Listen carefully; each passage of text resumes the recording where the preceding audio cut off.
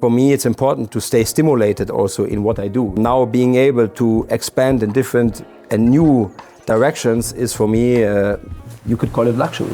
Philipp, we're at the Luxury Summit today, and luxury is very much at the core of the brand you've built. What does the term mean to you? So first of all, thank you for having me. Luxury, I think, is something very personal. Everybody has a different opinion about luxury. In the common sense, I would say luxury is whenever you consume more than you actually need. If you buy 2 cars but you can drive only 1.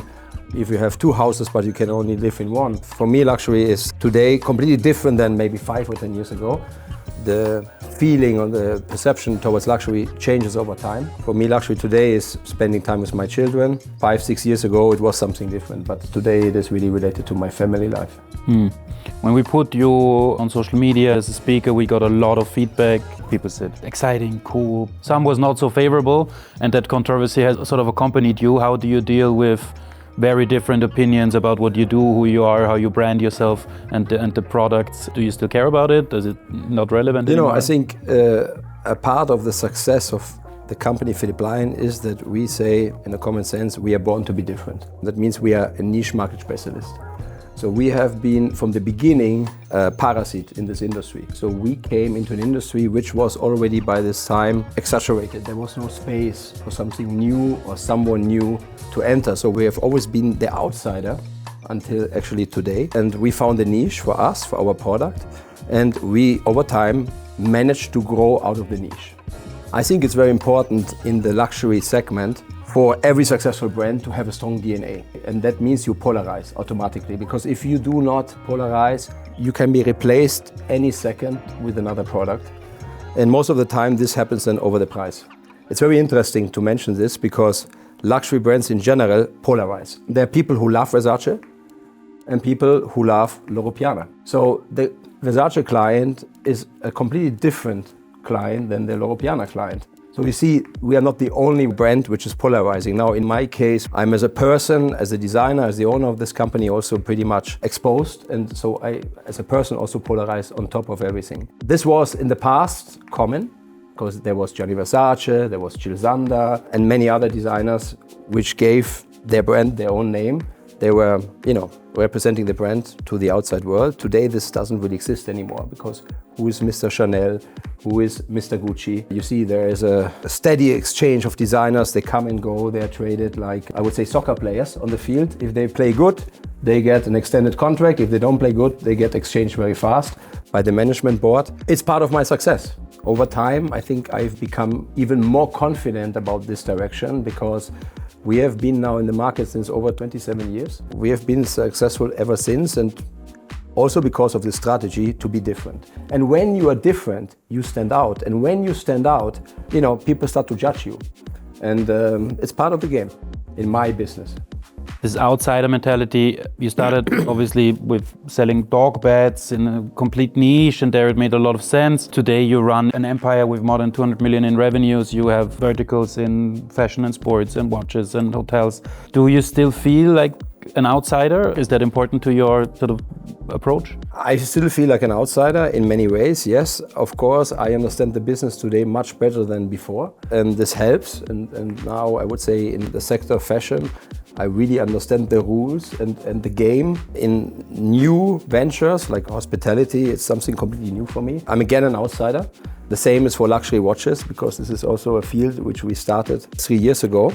And it's a very successful business for us today. And here I still feel like an outsider. But it's not important to feel like an outsider. I think much more important is your vision, how you want to operate, how you want to run your business, and where do you see the success coming from, the strategy behind. Latest expansion was into hotels. One you opened in Milan. Why did you think that would fit well into your company? And do you see more growth happening in that space for you? Yes, luxury hospitality is really underdeveloped. There is a huge potential outside in the world for luxury hospitality, especially for hospitality brands. and there is not very big supply at the moment. Let's say sushi. If you look for a global sushi brand, you will probably find two names, Suma and Nobu, and that's it. There are not many others in this field. Who is your competitor in this field? The local sushi restaurant around the corner or down the block. But as a global brand, you have mainly two brands which are sharing this market in between each other. And there's surprisingly a huge demand. There's so many real estate developers which are looking for a concept to open in their building. This is why it's so exciting to develop in this direction. On top of everything, you also have a new way to connect with your client, with your consumer. You are completing the product range which you have already in the portfolio. You know, it's not only that we dress the people, we can also entertain you.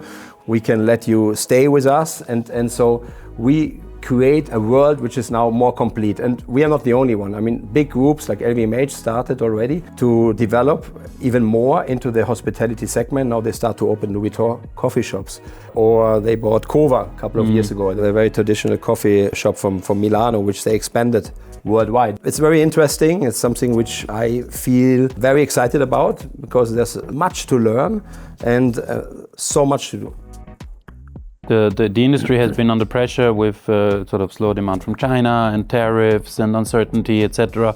How relevant is that for your business? Are you also feeling that, or are you sort of able to not be hit by it? Well, we of course also feel that there's a slowdown in terms of buying behavior from the consumer. We have a clear message from the US. You really feel that there is something going on in the market. So there is a lack of confidence probably in the current situation, which reflects into lower turnover in the stores. But overall, I have to say and that's the good thing about being a niche market brand, we are quite resilient in such situations and quite stable. We have a big slowdown in wholesale. So this is a business which was very important for me in the beginning when I started my career because I was a wholesale brand.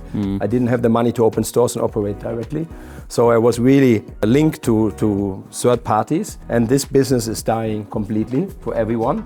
But we see on the other side an upside on marketplaces. So marketplaces are growing, marketplaces are becoming the new wholesale. And so overall I can tell you we are minus 4% year to date compared to last year.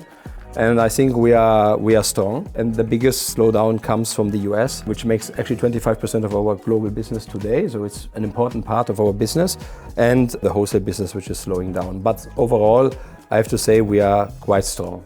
What's your roadmap for the next few years? Do you feel like growth will happen in the verticals you're already in? Will you add new ones? Do you not yet know? What's the game plan? You know, the beauty about me and my company is that we are self-financed beast in this industry.